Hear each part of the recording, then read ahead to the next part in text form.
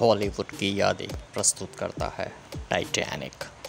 कहानी की शुरुआत में हमें दिखाया जाता है कि कुछ पुरातत्व विभाग के लोग समुद्र में डूबे हुए जहाज के अवशेष खोज रहे होते हैं। तभी उन्हें एक लड़की की तस्वीर मिलती है जो कि एक नीलम अपने गले में धारण किया होता है। वही दूर हमें दिखाया जाता है कि एक लड़की जो अपनी वृद्ध दादी के साथ रहती है वो इस तस्वीर को टीवी पर देखती है। इसके बाद हेलीकॉप्टर की सहायता से उस वृद्ध महिला को पुरातत्व विभाग के लोग अपने पास बुलाते हैं ताकि जहाज के रहस्यों पर से पर्दा उठाया जा सके। जब वह वृद्ध महिला अतीत की यादों को याद करके भावुक हो जाती है तथा अपनी पूरी यात्रा का विवरण देने लगती है। अगले दृश्य में हमें कहानी का मुख्य अभिनेता जैक दिखाया जाता है जो कि टाइटैनिक के टिकट के लिए जुआ खेल रहा होता है। वह अपने दोस्त के साथ यहाँ खेल रहा होता है और जीत भी जाता है। इसके बाद वह खुशी खुशी दौड़ते हुए उमंग उल्लास के साथ टाइटैनिक पर चढ़ जाता है। उसी रात जैक देखता है कि एक लड़की जहाज से कूदने का अर्थात आत्महत्या करने का प्रयास करती है। यह लड़की और कोई नहीं बल्कि कहानी की मुख्य अभिनेत्री रोज़ होती है। जैसे ही वह जहाज से कूद रही होती है वैसे ही कहानी का अभिनेता जैक वहां आ जाता है। चूँकि रोज़ अपने ही परिवार के साथ काफ़ी अनबन रहती है इसलिए वह यह कदम उठाती है। वह जहाज से कूदने का प्रयास कर रही होती है तभी जैक आता है और उसे अपनी ही बातों में उलझाकर उसे बचा लेता है। परंतु जब वह दोनों बात कर रहे होते हैं तभी अचानक रोज़ का पैर फिसल जाता है और वह गिरने लगती है, लेकिन जैक उसे बचा लेता है। अगले ही दिन सुबह रोज़ और जैक जहाज के एक किनारे पर मिलते हैं तथा अपनी जिंदगी के कुछ पहलू आपस में साझा करते हैं। इसके बाद जैक रोज़ को अपनी पेंटिंग बताता है। रोज़ वह पेंटिंग देखकर खुश व रोमांचित हो जाती है। यहाँ पर हमें यह पता लगता है कि जैक एक अच्छा पेंटर भी है। उसी शाम को जैक रोज़ द्वारा आयोजित एक पार्टी में जाता है। वहाँ पर वह काफ़ी नर्वस होता है क्योंकि कोई भी उससे बात नहीं करता। जैक ने इस तरह की पार्टी पहले कभी नहीं देखी होती। डिनर टेबल पर जब लोगों के साथ खाने बैठता है तो वह सभी लोगों को अपनी बातों से रोमांचित कर देता है। उसकी यह बातें रोज़ के मंगेतर को पसंद नहीं आती है। इसके बाद जैक रोज़ को एक साधारण पार्टी में ले जाता है जहां पर वह दोनों खूब डांस एवं मस्ती करते हैं। रोज़ ने इस तरह की पार्टी कभी नहीं देखी होती। वह इस पार्टी में खूब लुत्फ़ उठाती है। अगले दिन सुबह जैक और रोज़ आपस में बात कर रहे होते हैं जहां पर वह दोनों अपने प्यार का इजहार एक दूसरे से कर देते हैं। उसी शाम को हम देखते हैं कि रोज़ और जैक टाइटैनिक जहाज के एक किनारे पर मिलते हैं जहां पर वह एक दूसरे के काफ़ी करीब आते हैं। यह शाम टाइटैनिक के डूबने से पहले की शाम होती है। अगले दृश्य में हमें दिखाया जाता है कि रोज़ जैक को नीलम का हार दिखाती है और वह पहने हुए पेंटिंग बनाने को कहती है। जैक रोज़ की पेंटिंग बनाने लगता है। दोनों लोग एक दूसरे की तरफ देखते हैं।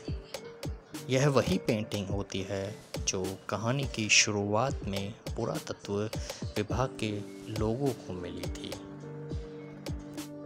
इसके बाद जैक और रोज़ को काफ़ी नज़दीक दिखाया जाता है।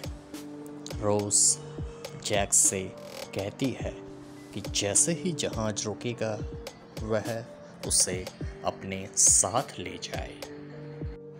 और अब वह रात आ जाती है जिस रात टाइटैनिक डूब जाएगा। जहाज़ के गार्ड एक बर्फ़ की चट्टान को ठीक जहाज़ के सामने देखते हैं। यह देख जहाज़ का मुख्य गार्ड जहाज़ को तुरंत घुमाने का आदेश देता है। जहाज़ को रोक दिया जाता है और हर तरफ अफरा तफरी का माहौल हो जाता है। सारे लोग चौकस हो जाते हैं। हर कोई सहम जाता है और लोग अलर्ट हो जाते हैं। मुख्य गार्ड बस यही देख रहा होता है कि किसी तरह से जहाज़ न टकराए और टाइटैनिक इस दुर्घटना से बच जाए। मुख्य गार्ड अपने सामने उस विशाल बर्फ़ की चट्टान को देख ही रहा होता है। जहाज़ बर्फ़ की चट्टान से नज़दीक होने के कारण पूरा नहीं घूम पाता और आखिरकार उसकी टक्कर बर्फ़ से हो जाती है। पूरा जहाज़ थर थर करके थर्रा जाता है। सारी इमरजेंसी लाइट को चालू कर दिया जाता है ताकि सबको सूचित किया जा सके। अगले दृश्य में हमें दिखाया जाता है कि रोज़ का मंगेतर रोज़ को बताता है कि उसका नीलम का हार चोरी हो चुका है और उसे जैक पर शक है। रोज़ इस बात को नहीं मानती तो उसका मंगेतर अपने गार्ड को जैक की कोट की तलाश लेने को कहता है। जैक रोज़ को बार बार कहता है कि उसने चोरी नहीं की, लेकिन जब वह उसकी तलाशी ली जाती है तो हार उसी के कोट में से मिलता है। उसका गार्ड जैक पर यह भी आरोप लगाता है कि यह कोट भी चोरी का है और इसकी रिपोर्ट लिखाई जा चुकी है। लेकिन जैक बार बार यही कहता रहता है कि उसने चोरी नहीं की है और अंततः जैक को जहाज़ के नीचे वाले कैद खाने में ले जाया जाता है। वही हमें दिखाया जाता है कि जहाज़ का मुख्य कैप्टन वहां आता है और सबको बताता है कि जहाज़ में पानी भरना शुरू हो गया है। जहाज़ किसी भी वक्त डूब सकता है। यह सुनकर सब लोग आश्चर्यचकित हो जाते हैं।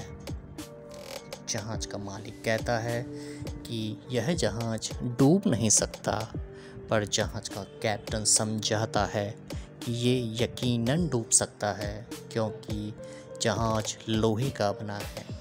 वह इसके लिए मात्र 2 से 3 घंटे का समय देता है। टाइटैनिक पर सवार सभी यात्रियों को यह सूचित किया जाता है कि वह लाइफ गार्ड जैकेट पहने ताकि जहाज़ डूबने की स्थिति में वह तैर सके और अपने आप को बचा सके। अभी तक किसी भी यात्री को यह नहीं बताया गया है कि जहाज़ डूब जाएगा ताकि जहाज़ को भगदड़ से बचाया जा सके। मध्यम वर्गीय लोग लिफ्ट के पास अपनी बारी आने का इंतज़ार कर रहे होते हैं। इधर जैक जहाज़ के नीचे कैद होता है और जहाज़ की खिड़की से पानी को देखता है। वह समझ जाता है कि कुछ न कुछ गड़बड़ जरूर है। दूसरी तरफ हमें रोज़ को दिखाया जाता है। वह किसी भी तरह जैक को बचाना चाहती है।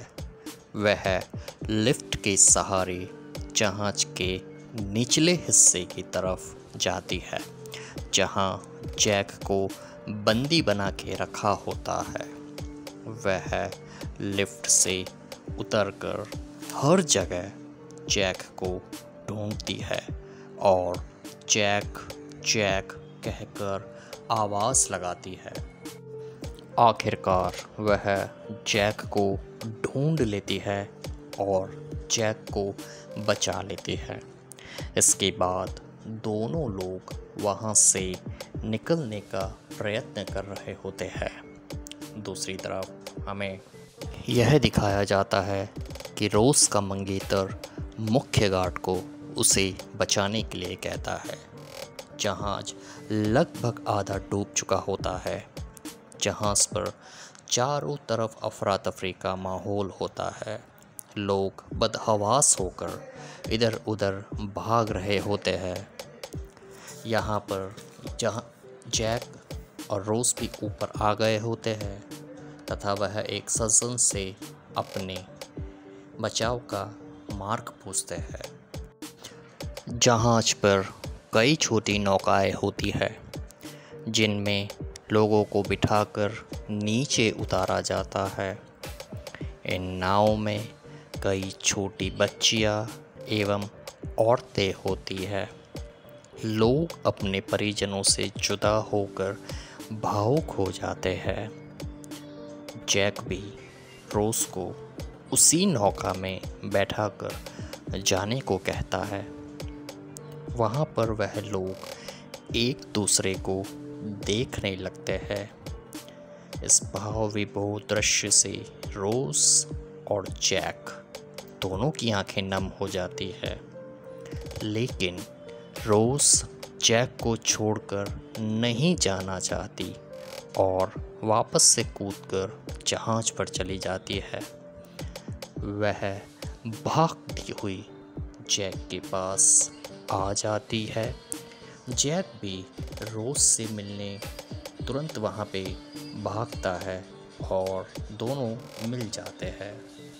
यह बात रोज़ के मंगेतर को पसंद नहीं आती और वह दोनों के पीछे बंदूक लेकर भागता है, परंतु जैक और रोज़ उससे बचकर वहाँ से भाग जाते हैं। जैक और रोज़ वापस से जहाज के निचले हिस्से में चले जाते हैं, जहाँ पर वह पानी से भरे हुए जहाज में बचाव का प्रयत्न करने लगते हैं। इधर हमें जहाज का ऊपरी हिस्सा दिखाया जाता है जो लगभग आधा डूब चुका है। पानी लगभग जहाज के हर हिस्से में पहुंच जाता है, हर चीज़ को तोड़ देता है। जहाज का कैप्टन भी अपने आप को नहीं बचा पाता। लोग स्वयं ही नौकाओं को पानी में ले जाते हैं और उन पर चढ़कर बचने का प्रयास करते हैं, परंतु यात्रियों की तुलना में नौकाओं की संख्या काफ़ी कम है। धीरे धीरे जहाज एक तरफा झुकने लगता है, जिससे लोग समुद्र में गिरने लगते हैं। दूसरी तरफ के अन्य लोग जहाज के ऊपरी सिरे पर जाने का प्रयत्न करने लगते हैं। जैक और रोज़ भी जहाज के ऊपरी सिरे पर चले जाते हैं। जहाज धीरे धीरे समुद्र की गहराइयों में डूबने लगता है। जहाज के डूब जाने के पश्चात हमें यह दिखाया जाता है कि रोज़ एक लकड़ी के पट्टे पर चढ़ जाती है। जगह कम होने की वजह से जैक उस पट्टे पर नहीं चढ़ पाता और वह पानी में ही रहने का फैसला करता है। वहाँ जैक रोज को हिम्मत देता है। साथ ही साथ वह दोनों टाइटैनिक पर अपने बिताए हुए हसीन पलों को याद करते हैं और उसमें खो जाते हैं। पानी की ठंड की वजह से जैक की डेथ हो जाती है। वहाँ पर रोज एक रक्षा नौका को देखती है और उसे अपने पास आने के लिए पुकारती है। अगले सुबह जब टाइटैनिक किनारे पर पहुंचता है तो रोज का मंगेतर रोज को ढूंढने का प्रयत्न करता है, पर रोज उसे कहीं भी दिखाई नहीं देती है। अगले दृश्य में कहानी पुनः वर्तमान में आती है, जहां सभी लोग रो रहे होते हैं। पुरातत्व विभाग के लोग पूछते हैं कि वह नीलम का हार कहाँ है। वहाँ पर वह वृद्ध महिला उसे कुछ नहीं बताती, क्योंकि नीलम का हार उन्हीं के पास होता है और वह उस हार को पानी में बहाने का फैसला करती है और बहा भी देती है। और फिल्म के अंत में हमें समुद्र की गहराइयाँ दिखाई जाती है, जहाँ से वह वृद्ध महिला पुनः अपने अतीत को याद करती है। इस फिल्म का बजट था $200 मिलियन और इस फिल्म ने कमाई की थी लगभग $2 बिलियन की। अकेले भारत में ही इस फिल्म ने $1 मिलियन की कमाई की थी। आशा करते हैं हॉलीवुड की यादें आपकी जहन में ताज़ा हो गई होगी। धन्यवाद।